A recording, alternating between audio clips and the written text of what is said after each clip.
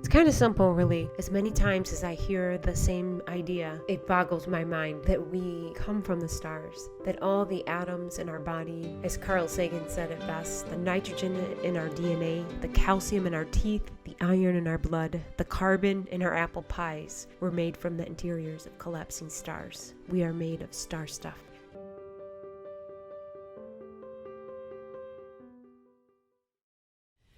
So I've been at St. Cloud State for a decade, and before that I taught at the Tribal College, Fond du Lac, in northern Minnesota.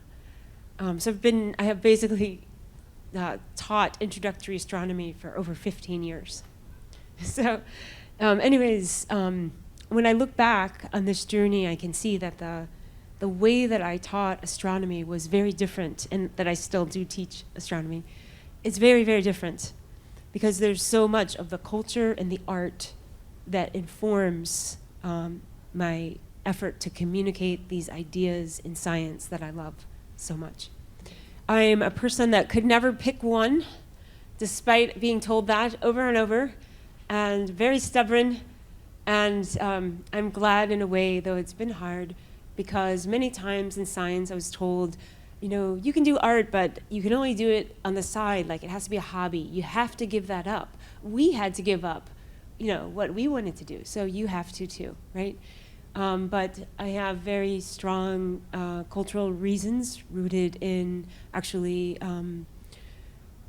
ceremony and strong spiritual practice for not giving up either one. So Native Skywatchers, this is my crazy vision. In 2007, I really had this idea where we should talk about this cultural star knowledge and do something about it and not just let it slip away. So Native Skywatchers, revitalizing, starting with our own Ojibwe and the Dakota Lakota star knowledge. So these are some of our team members. This is important to say, though, this is really a community effort, because it's no longer the case that there's one all-knowing elder. Like, that just doesn't exist with the star knowledge in our communities. It's more like the case that post-colonization, that there's like one elder has this fuzzy memory of something, where maybe there's something written down, a historical context. So it's basically, we're forced to collaborate, which in a way is kind of good. But it's important to point that out, that it's different than other kinds of knowledge, maybe. We started out by going around and getting elders, giving them tobacco, and then just explaining what we wanted to do and asking them if that was okay and if they wanted to help out or be a part of it. So it started with really that first step was a prayer. Okay, so one of the main things that we are doing is creating resources. So I literally have people that I run a planetarium, so I'll have third grade classes. So one day this teacher came in from a town that's on the reservation. And so just by sight, you could tell at least 2/3 of her class were Native students. And so I'm out there pointing, okay, there's Mashibaju, there's Bibun Kunani, and I'm pointing out all these Ojibwe constellations. And the teacher runs up to me afterwards, and she's like, how do you know any of this? Where can I get resources? I don't have anything. She's like in a panic almost, but really excited. She said even the resource person at her school like had nothing. And I really didn't even know about this, but then it turns out that Minnesota has their science standards, and it was actually fairly progressive, saying that in the third grade benchmark, that teachers need to show how people from all cultures have been participating in science. And in particular, the Dakota and Ojibwe use of stars to predict and find patterns. So it was this incredible convergence of things happening. And so our first star map, Ojibwe Gisikanang Masinagan. So we painted this, myself, William Wilson, he does the X-ray Ojibwe style. And then this was based on Carl Galboy's work, who had been working on revitalization for like 30 years and never published it. So all three of our names are on here.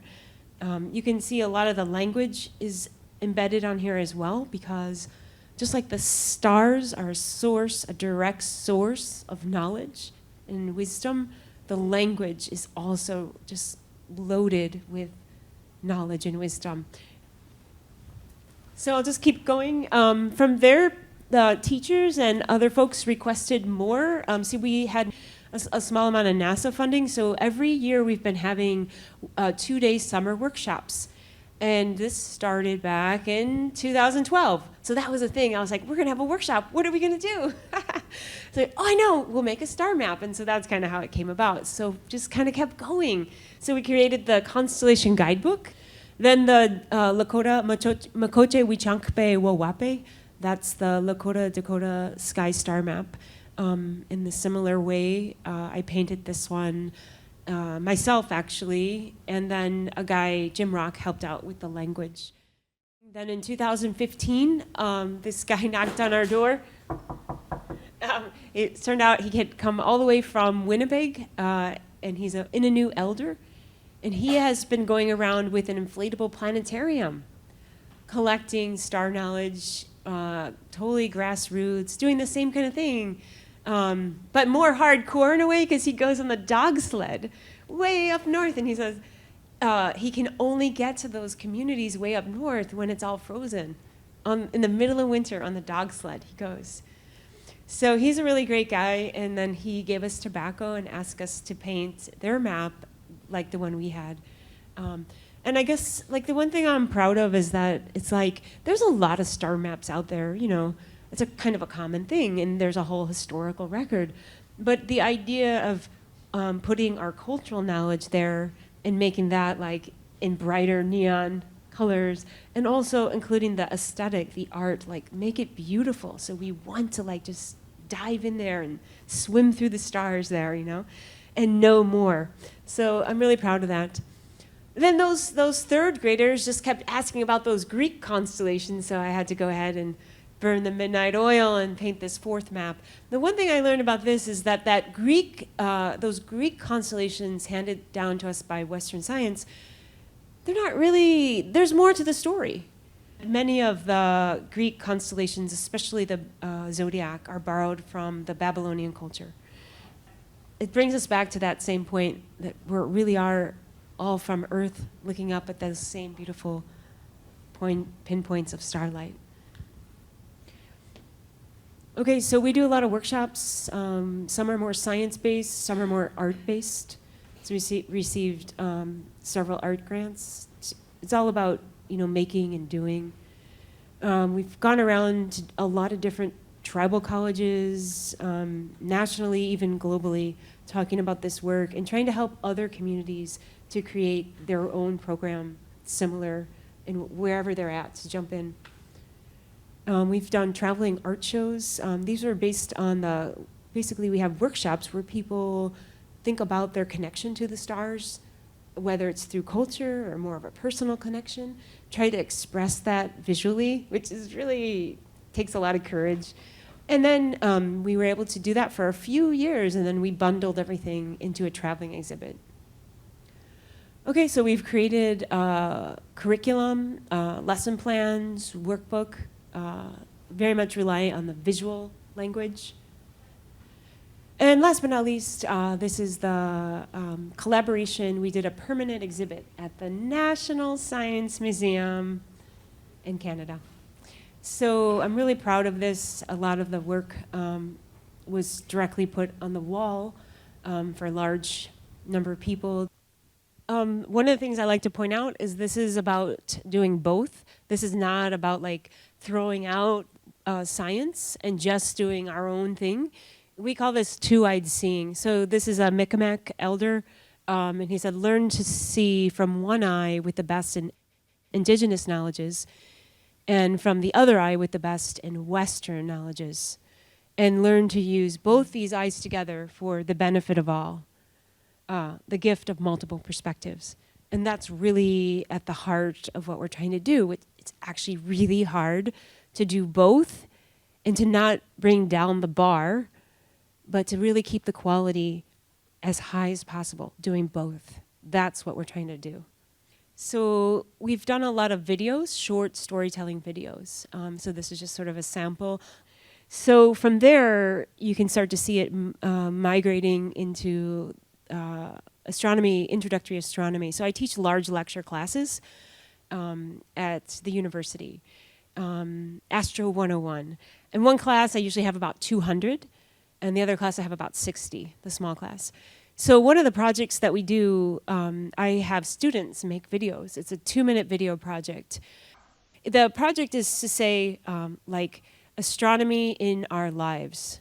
So it's like, I don't want to hear just like a PowerPoint regurgitating the textbook, but what does it mean to you? So have some science, but have something of you, something cultural or personal. I just want to point out that this work has a strong component of not just science education, but also wellness. Yeah, we're trying to recruit more students into STEM and give people and children that opportunity. But at the end of the day, it's actually the sad reality that in our communities, people are not exactly sold already on science. People are sometimes not a big fan of science, don't trust science. So anyways, I just like to point out that Minnesota is known for having this really, nice Midwest high standard of living. But there's some problems there. Minnesota is always like top 3 in the discrepancy between majority and minority students in education. There's also apparent in high school graduation rates. It's just slightly more than 50%.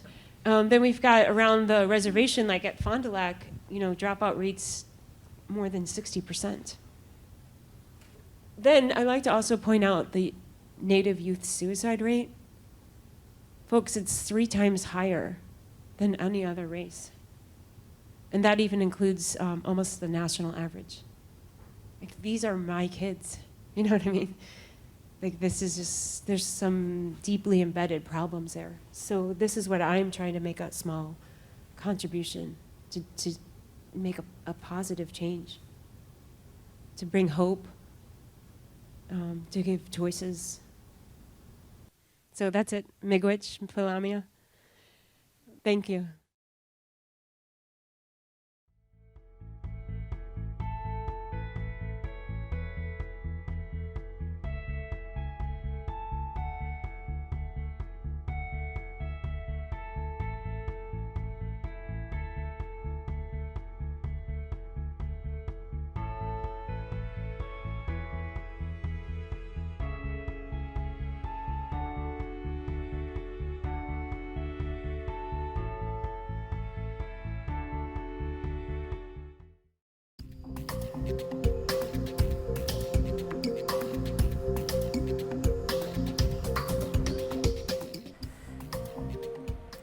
Hello, I'm Brian Luhioyo, and I am a professor of theology and ethics at Azusa Pacific Seminary.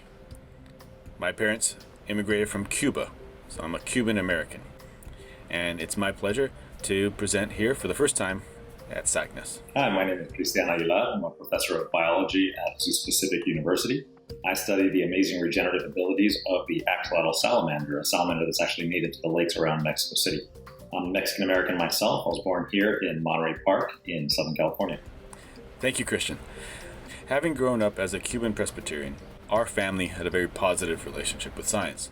My cousin in Cuba is a very well-respected marine biologist. However, in general, there is an ambivalent, if not contested, relationship between faith and science in Latin American communities or Spanish-speaking communities. That is to say, robust conversations between science and faith in Spanish-speaking communities are sparse.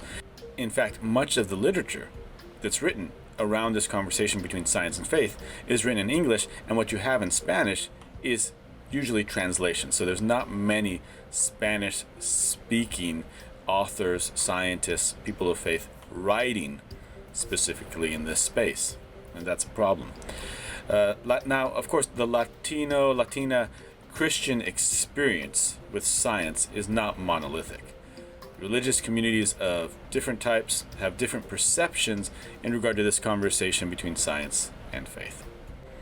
As a theologian, as an educator in the seminary, somebody who is teaching pastors and future pastors, we saw the DOSER grant, the Science for Seminaries grant, as a very important opportunity for our students.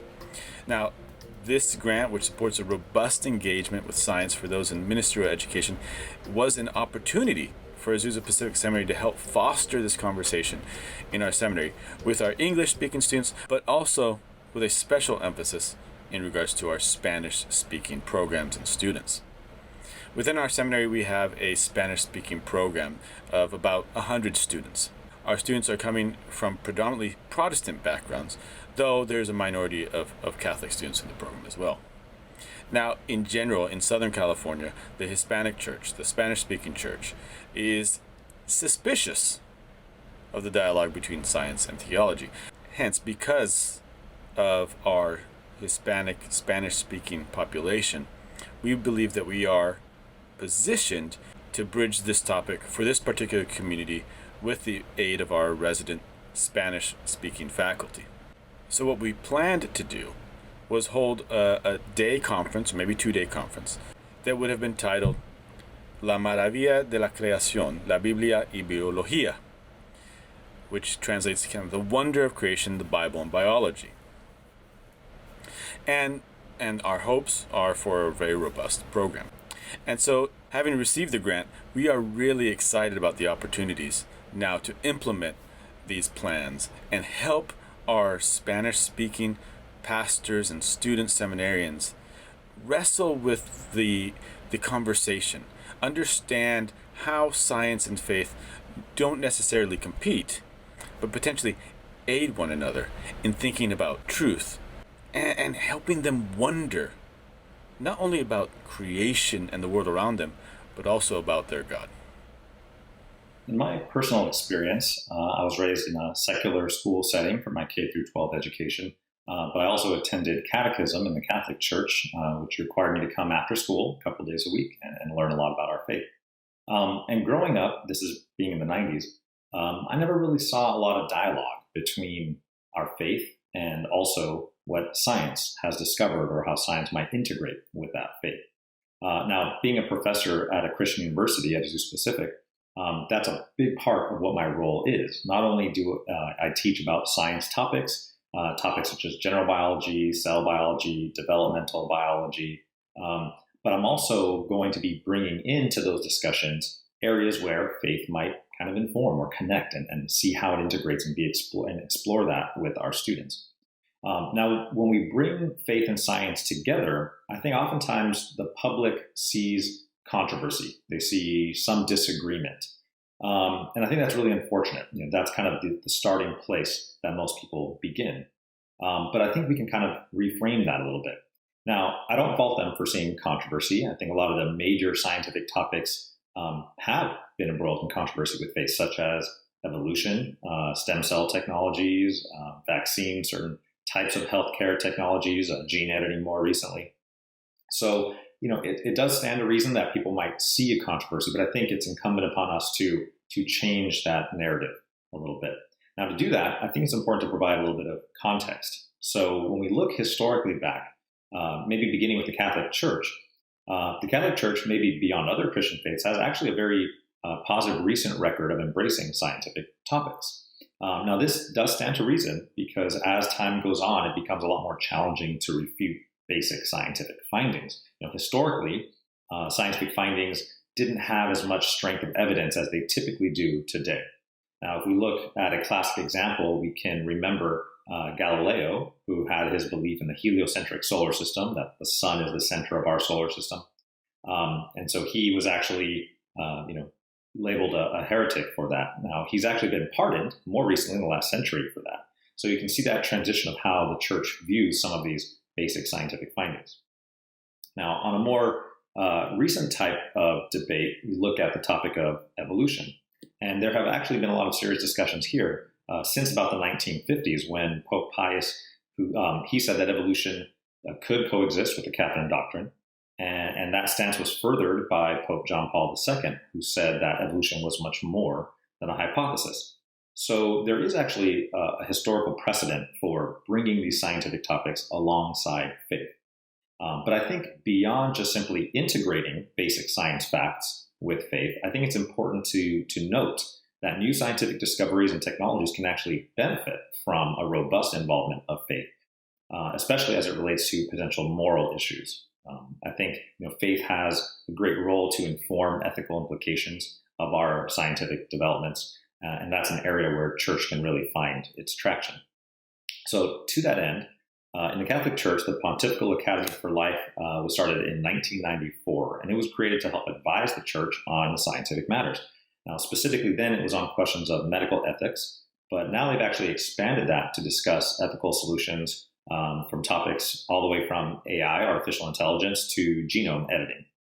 And so I think that's a very forward-thinking approach, a way to kind of speak into these topics as they continue to develop in the future. And so I think as an educator, what we want to do is we want to help people see the ways that there are connections between faith and science. And rather than compartmentalize them, rather than treat them as separate entities, really begin to integrate them together. Now, I think it's also important for us to be able to explain that science is not in and of itself a belief system. It's a process. It's not inherently for or against faith, but instead it's really a tool that can be used by all fields, including faith as well. So most recently, our current Pope, Pope Francis, he's actually embraced science as a way of learning about the world, which is great. He himself actually has a science background as well. And so I think it's important for that discussion to begin by identifying those arenas, the specific scientific arenas, where that process of the science helps to actually inform and even further faith topics as well. So it creates this mutual benefit. And I think if we begin the conversation there of integrating science and faith, that's going to really help the public and those that have a larger faith background instead of a science background, but it helps them to see science not as an adversary or a controversial topic, but instead see it as a necessary component of understanding and helping us to achieve goals that further God's kingdom here on earth. So where can we begin then? Which types of topics might we be able to broach that can really highlight that harmony between faith and science? I think a great place to start that conversation is around topics such as healthcare and also creation care, or what we might call stewardship of God's creation. And so if we look at one of Pope Francis's recent encyclicals, we can actually identify some quotes here where he is speaking about some of these current topics like creation care, specifically about climate change and humans' role in climate change. A quote from there, he says, "Never have we so hurt and mistreated our common home as we have in the last 200 years. Clearly identifying that us as humans are responsible for causing problems in the environment, right? Which means that then we have the responsibility to address those problems. Another quote there says, "Those who will have to suffer the consequences will not forget this failure of conscience and responsibility." So you can see again that putting that responsibility on us really starts to bring faith and science together, saying that because of our faith background, we need to use the tools of science to help mitigate climate change, solve climate change, and really change things for the better. When we talk about climate change, we're really talking about all of God's creation. And the Pope again recognizes that in another quote where he says, "The entire material universe speaks of God's love, his boundless affection for us, soil, water, mountains, everything is, as it were, a caress of God." Right? So therefore, it's again incumbent upon us as members of the faith community and then also members of the scientific community to bring those together so that we can utilize those tools effectively. Right? Now, beyond climate change itself, we can also see how topics such as gene editing, especially as it applies to crops, can help us to provide a much larger abundance of foods and also even more nutritious foods to areas of the world that are struggling with access to healthy diets. And again, there you can see how, as a faith initiative, we need to care for others, care for all of our brethren. So it's important for us to be able to provide them and provide for all their needs. And science can begin to use or be a tool through which we can use discoveries and technologies to help further those priorities of the kingdom of God. So therefore, science and faith together become a partnership. And that partnership is ultimately what can allow both scientific discoveries to be well informed, especially on topics of ethics, but also God's work here as he calls us to be great stewards of his creation. Thank you, Christian. As noted before, the Spanish title of the conference we were going to have was going to focus on Bible and biology. However, the way in which you begin these types of conversations in suspicious contexts demands, or has demanded, a more thoughtful approach. The one-day conference we had initially planned was going to cover biological issues like evolution, these contested topics. And this was approved by our faculty, especially our Spanish-speaking faculty, as we were going ahead. However, some staff in the process of now implementing the grant, some staff and faculty thought that such a public event could potentially harm recruiting for the program. And potentially, this is right, as Christian kind of points to. So instead, we proposed 2 mini conferences that touch first on the relationship, the historic relationship between science and faith. And then another mini conference with a conversation with a neuropsychologist. How we broach this conversation will be integral to the fruitfulness and the acceptance of the conversation in general. Besides the mini conferences, the seminary curriculum has also integrated the science and faith conversation in 2 core classes. One is the history of the church class, and another class is the biblical interpretation class.